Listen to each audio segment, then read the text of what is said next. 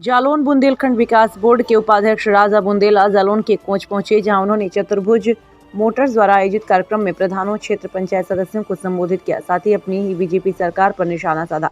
सरकार पर निशाना साधते हुए बुंदेलखंड विकास बोर्ड के उपाध्यक्ष राजा बुंदेला ने कहा कि बुंदेलखंड के लिए कोई भी सरकार काम नहीं करती। इसके लिए सभी को एकजुट होकर बुंदेलखंड राज्य बनाना होगा और अपनी सरकार बनानी होगी, तब कहीं जाकर बुंदेलखंड का विकास हो सकता है। जालौन की कोच में सुदर्शन पाड़ीदास महंत द्वारा विजयी प्रधान क्षेत्र पंचायत सदस्य और किसानों के लिए सम्मान समारोह आयोजित किया गया, जिसमें शामिल होने के लिए राजा बुंदेला पहुंचे थे। उन्होंने प्रधानों और क्षेत्र पंचायत सदस्यों से संवाद करते हुए कहा कि बुंदेलखंड का विकास तभी संभव है जब बुंदेलखंड राज्य का निर्माण हो गया।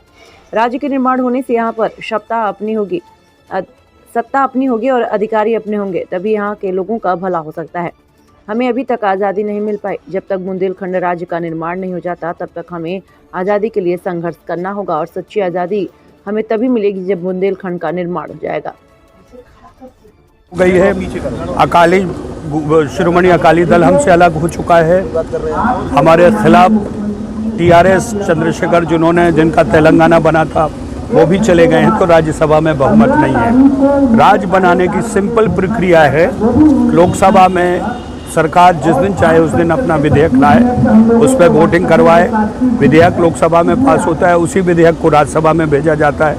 दोनों सदनों में पास होने के बाद वो उनके राष्ट्रपति के पास अनुमोदन के लिए जाता है, वो उस पर मोहर लगाते राज्य बन जाता है। आप सबको जानकारी है कि राज्यसभा में बीजेपी का कोई पूर्ण बहुमत अभी नहीं है, लोकसभा में है, इसीलिए ये पेंडिंग है। और मैं इसमें आप यकीन जानिए कि सड़क की लड़ाई बंद करके बराबर पेपर पे हम लोग लिख रहे हैं, बोल रहे हैं।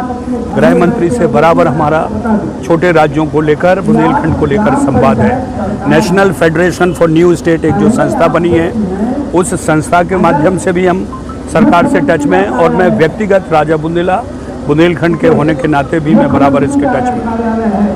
नहीं, आप कह रहे हैं राज्यसभा में नहीं है, लेकिन और जो बिल पास करनी होती है राज्यसभा में, देखिए वो आप और हमारे राज्य का जो मकसद है बुंदेलखंड का, वो मात्र 5 करोड़ लोगों से जुड़ा है।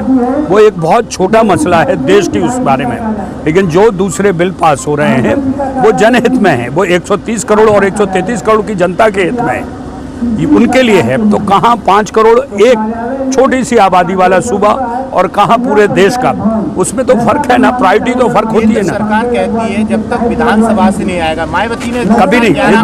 अरे नहीं साहब, ये आप पढ़ लीजिए उसको, मैं इसको कई बार कह चुका हूँ, कहीं कोई केंद्र का ऐसा कुछ नहीं। एक मुझे ऐसा कोई वाक्य बता दो जिसमें केंद्र विधानसभा से जाएगा तब उसके बाद, क्योंकि अभी नहीं आया था 4 मायावती ने भेजे थे 2011 में 4 जी, उस समय कांग्रेस की गवर्नमेंट थी, लेकिन उस समय वहाँ पर स्वीकार नहीं किया गया था। लेकिन अभी तो दोनों तरफ यूनाइटेड मध्य प्रदेश में और उत्तर प्रदेश में यहाँ से तो जा सकता है प्रस्ताव।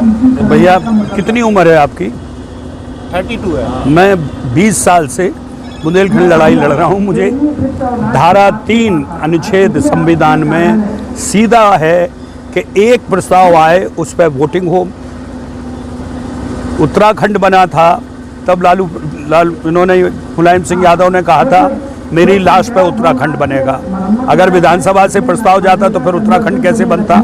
झारखंड बना था तो यही लालू ने कहा था मैं मर जाऊंगा, मरते मरते झारखंड नहीं बनने दूंगा, बना। अभी हाल ही में जब तेलंगाना बना, केसी रेड्डी ने